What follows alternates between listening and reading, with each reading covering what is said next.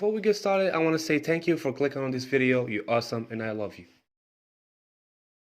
There's a very good chance that at least once in your lifetime the word IQ had made contact with your auditory system, whether from every streamer in 2020 or from those annoying mobile ads that promises to measure your IQ by solving problems that are made for toddlers. And what it basically means is intelligent quotient, commonly used to measure people's intelligence. And we often look at people like successful business owners and inventors as individuals with high IQ, or we often look at active Twitter users as individuals with a negative number in their IQ score. Now you might be saying something like, well, that's right, everybody fucking knows that you basically just copy and pasted what Google says. I mean, yeah, you're right, that's a very well-known fact. Especially the Twitter part. I don't know if you said that or not, but my response is, fuck you, you're dumb, and this is a false information.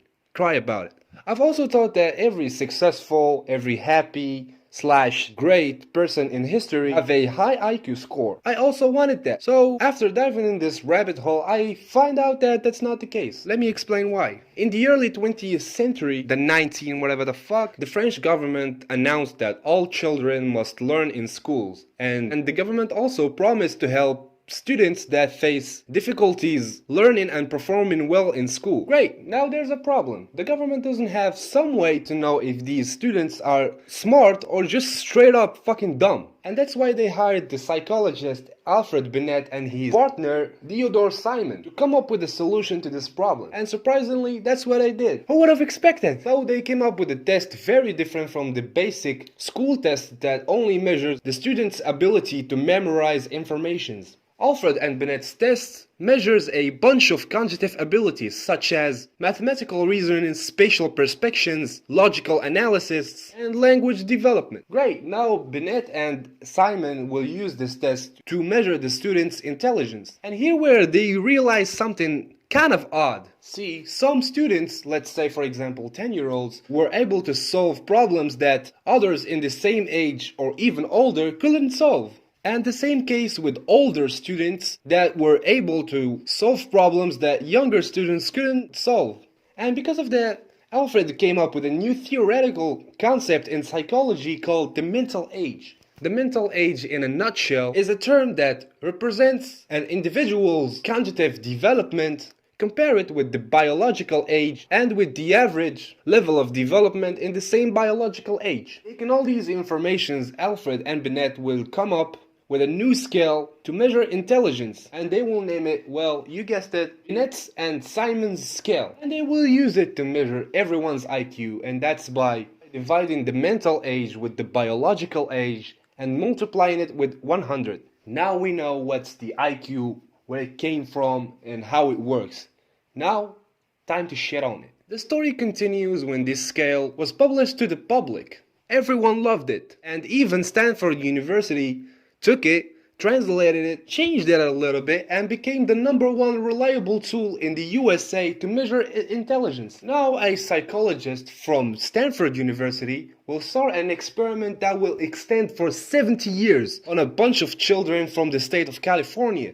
The experiment goes like this. We take a bunch of children, measure their IQ, isolate the ones with high IQ, and monitor their development throughout their entire life. And since only smart ones can score high on this test, then there is no doubt that those chosen ones will be the leaders, the inventors, the ones that will change the world to the best. Right? Wrong! Because after doing this experiment and choosing over 1,400 children that scored more than 115 IQ and checking on them every 5 to 10 years throughout their entire life to see how they're doing and developing. Therefore, more than 100 scientific articles and more than 10 books in the field of psychology and neuroscience were published because of this experiment. Anyway, the experiment was going good. The children became between 30 and 40 years old. Something happened that shocked the world. A physics scientist by the name William Shockley will win a Nobel Prize by inventing the transistor. The only thing that I'm gonna say about it is that it is one of the most important inventions that the world rely on every single day. Now, once again, you might be thinking, what does that have to do with the experiment and the IQ and the children and you trying to shit on the IQ test? Well, after the team that supervises this experiment heard this news, they were like, wait a minute, William Shockley, this name looks familiar. And surprise, surprise, they were right! This motherfucker participated in the experiment and took the IQ test twice and failed!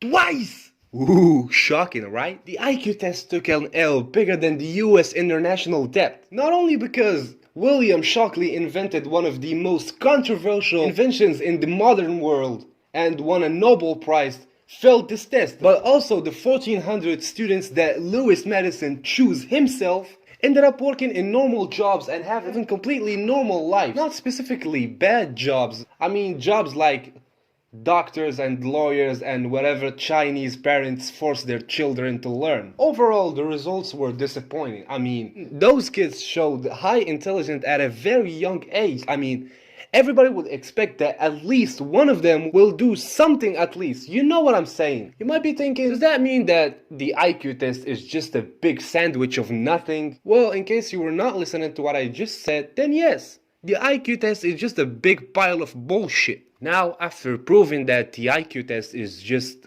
bullshit, there's another problem, which is, how do we really measure intelligence? Well, to answer this question, we have to answer this first.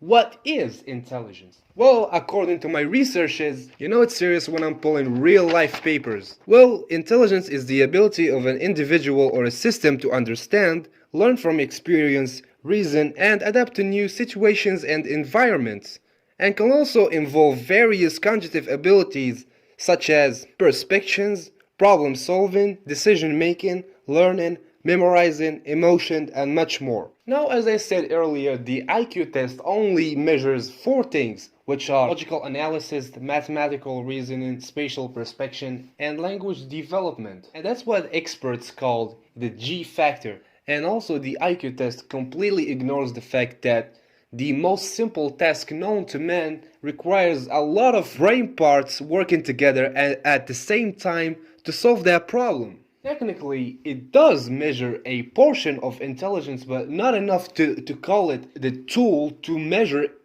the entire intelligence. Based on these informations, a lot of scientists will come up with a good number of theories. The most famous of them is by Howard Gardner, and he made a book about it called The Frames of Mind, The Theory of Multiple Intelligence, which inspired me to make this episode. I'm basically just explaining his book, because I know a lot of you motherfuckers out there don't fucking read at all, completely illiterate, and I thought to myself, this is a good information that a lot of people should know about. Anyway, so in his book, he also sees that the intelligence is much more complex to be measured with a number, and also sees that intelligence is a biopsychological potential, and also sees that there are 8 types of intelligence, and this is where it gets interesting.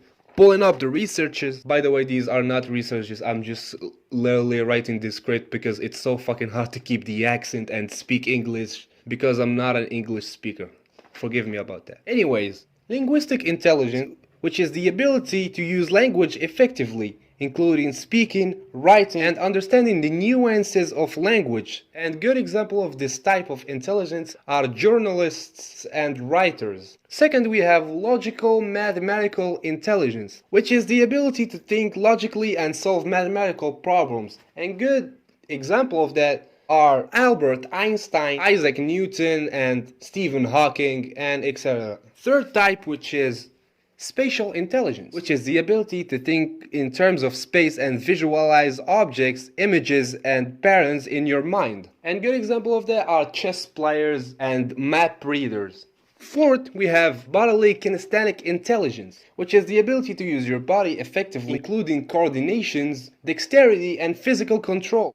And also, a good example of this are athletes like Messi, LeBron James, Michael Jordan, and Ronaldo, and so on. At number 5, we have the musical intelligence. My favorite, by the way. Musical intelligence is the ability to understand and produce music, including the ability to recognize and create rhythm, melody, and harmony. And also a good example of this type of intelligence are musicians like Ludwig van Beethoven and Mozart, and so on and so on. At number 6, we have interpersonal intelligence, which is the ability to understand and manage your own emotions, motivations, and desires. And finally, we have naturalist intelligence. See this dumbass right there? He's literally holding the video script in his hands which is already super unprofessional, and only mentioned 7 types of intelligence even though there are 8 right in front of his fucking eyes. I apologize about that. The type of intelligence that I forgot is interpersonal intelligence, which is the ability to understand and interact effectively with other people, including the ability to read and respond to social cues. And finally, we have naturalist intelligence, which I think it's the goofiest one of them all. And it says, as I wrote, by myself here, it's the ability to understand and appreciate the natural world, including an understanding of plants, animals, and ecosystems. So now you might be wondering, how the fuck do I know which type of intelligence that I have?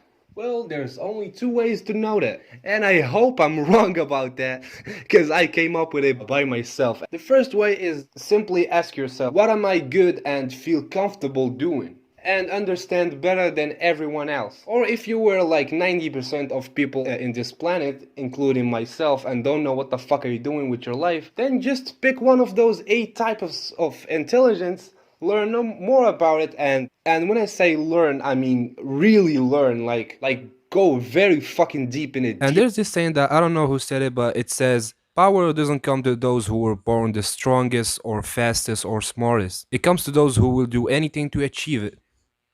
Yup, I think it was Quagmire from Family Guy.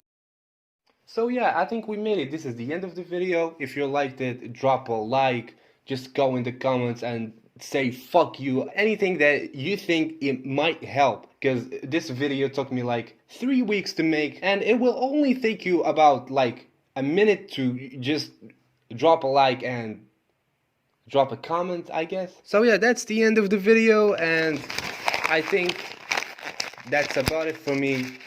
See ya. I missed.